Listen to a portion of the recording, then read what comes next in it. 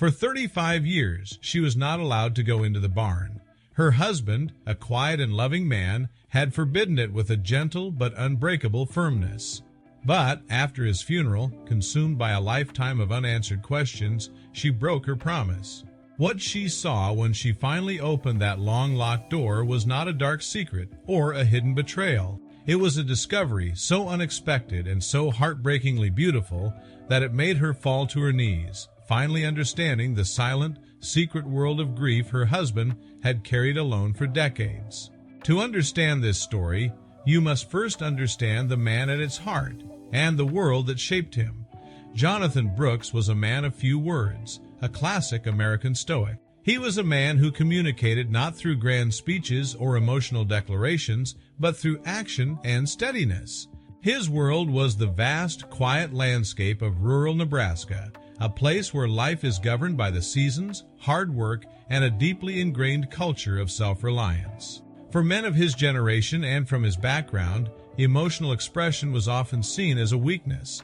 Grief, sadness, and disappointment were things to be endured silently, to be worked through in the solitude of a field or the quiet of a workshop. This stoicism is not an absence of feeling. It is a different language of feeling, a language of quiet strength and private burdens. And Jonathan Brooks was fluent in this silent language. His wife, Lynette, had come from a different world, the bustling city of Atlanta. When she moved to Nebraska to build a life with him, she fell in love with his quiet strength and his unwavering reliability.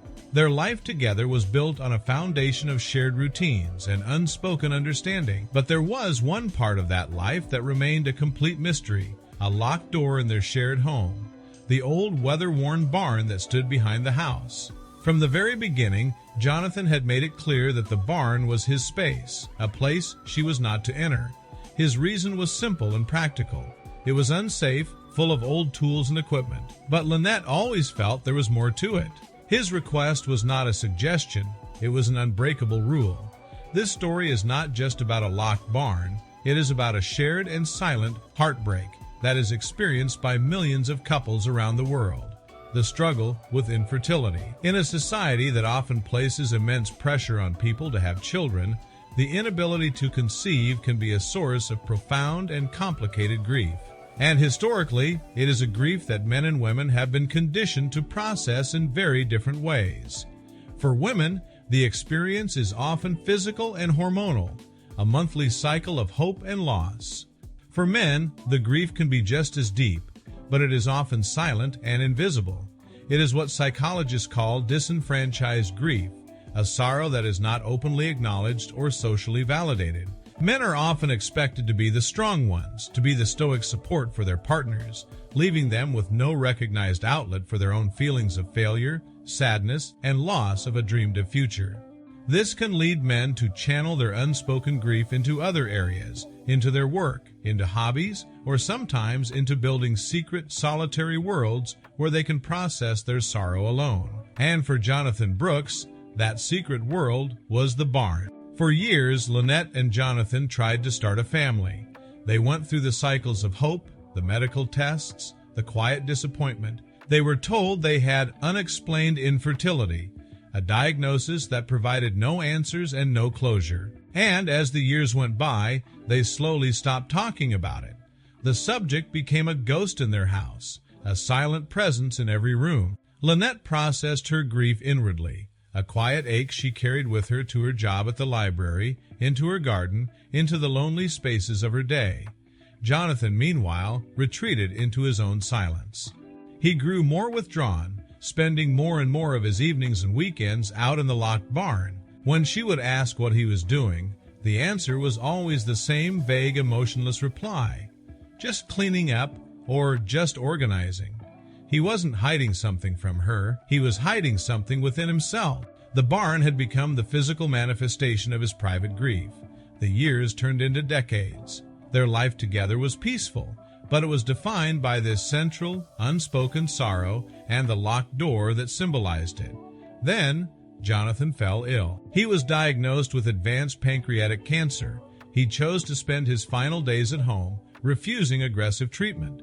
Lynette became his devoted caretaker, and in those final, painful weeks, he made one last, intense request of her. He made her promise him that even after he was gone, she would not go into the barn.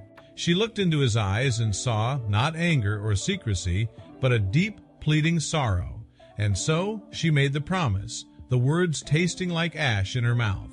He passed away a few weeks later. After the quiet funeral, the silence in the house became unbearable. Every corner held a memory, every object a ghost. And in the backyard, the barn stood, a final, looming question mark. The promise she had made to her dying husband felt like a chain. What secret could be so important that he would carry it to his grave? What was he protecting her from? After several sleepless nights, she found the key, hidden in an envelope in his nightstand. One morning, just as the sun was rising, she walked across the dew-soaked grass, her heart pounding with a mixture of dread and a desperate need for answers. She stood before the door that had been closed to her for 35 years. She put the key in the lock. With a dull click that seemed to echo across the silent prairie, the lock gave way. The old barn door groaned open on its rusted hinges, protesting the intrusion after decades of silence. The scent hit Lynette first. It was not the expected smell of rot or mold, but of dry wood, old paper, and something unexpectedly sweet, like honey from a long-abandoned hive. Faint light filtered in through the crooked slats in the walls, casting dusty stripes across the floor. For a long moment she stood in the threshold, her eyes adjusting to the dim interior, trying to make sense of what she was seeing. This was not a workshop. There were no oil drums, no rusted tools or car parts like she'd half expected. Instead, the space opened gently into something else, something so heartbreakingly unexpected it stole the breath from her lungs. On the far wall, a collection of children's drawings were pinned neatly in rows.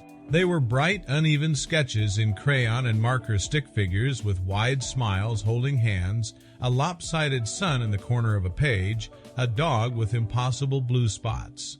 Above them, in large, carefully lettered words, a phrase that made her knees go weak.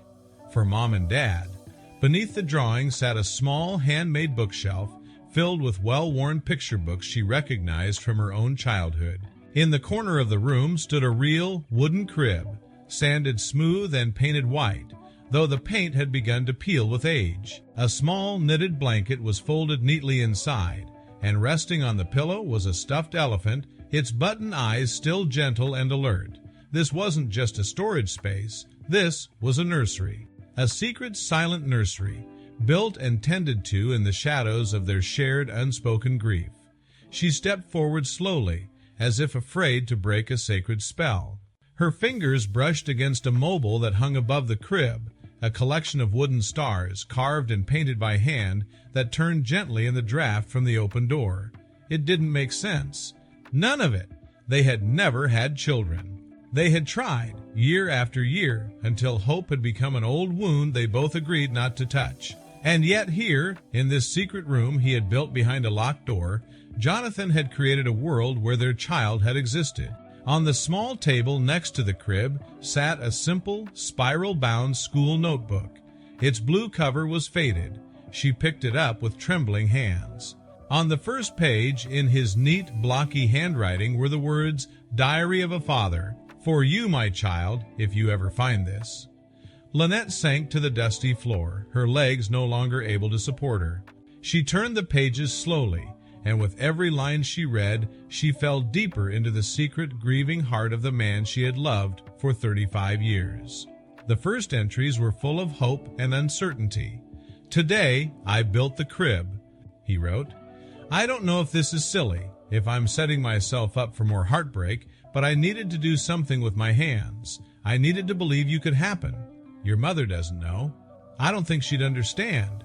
But every nail I drove into that wood felt like I was building hope." She read on, the entries spanning years. He wrote about imagined milestones, first words, first steps, scraped knees. He wrote about the joy he felt just thinking about being a father, and the profound ache that came each time reality reminded him that it might never happen. "I bought the elephant today. He has kind eyes. He'll guard your dreams, little one." Another entry read, I watched your mother planting sunflowers today. She looked so tired. I wanted to tell her I still believe, but the words caught in my throat. So I came here and wrote them instead." Lynette closed the notebook, her hands shaking, and looked around the room with new eyes. Every object, every carefully placed toy and drawing was a testament to his quiet, unspoken grief, and to his deep, patient, and unwavering love. He hadn't kept her out of the barn to punish her or to hide something dark. He had done it to protect this fragile dream he had built when life gave them no other option, a dream he likely feared would shatter if exposed to the light of their shared reality. A sob, sharp and sudden, escaped her lips. She pressed her forehead against the edge of the crib, and the grief she had held back for years, for the child they never had, and now for the man who had carried the weight of that loss so completely alone, came rushing out all at once. For the first time since his death, she felt truly connected to him. The barn, once a symbol of the distance between them, had become a bridge. It was no longer his secret. It was now their shared sanctuary. In the weeks that followed, Lynette found a new purpose. She began to bring pieces of her own memory into the space. She retrieved a dusty box of her own childhood toys from the attic and placed them gently among Jonathan's objects. The barn was no longer just his dream of a child. It was becoming a memorial to their shared love and their shared loss. The change in her was noticed by the small community. She began to smile again, a real smile. And she began volunteering at a local foster agency, at first just organizing donations, but eventually spending her time reading to children who were waiting for a family of their own. The idea of adopting a child herself still lived on a distant horizon, but it was no longer an impossible thought. It was a possibility, a way to honor the dream that had once lived in secret in the barn. Jonathan had not been a father in the traditional sense, but he had loved as one, hoped as one, and grieved as one. And in those pages, in those hand-carved stars and scribbled drawings, he had become one. That was the truth Lynette carried with her now. Not the tragedy of what they had lost, but the quiet, beautiful triumph of the love they had managed to keep alive, even when life had said no.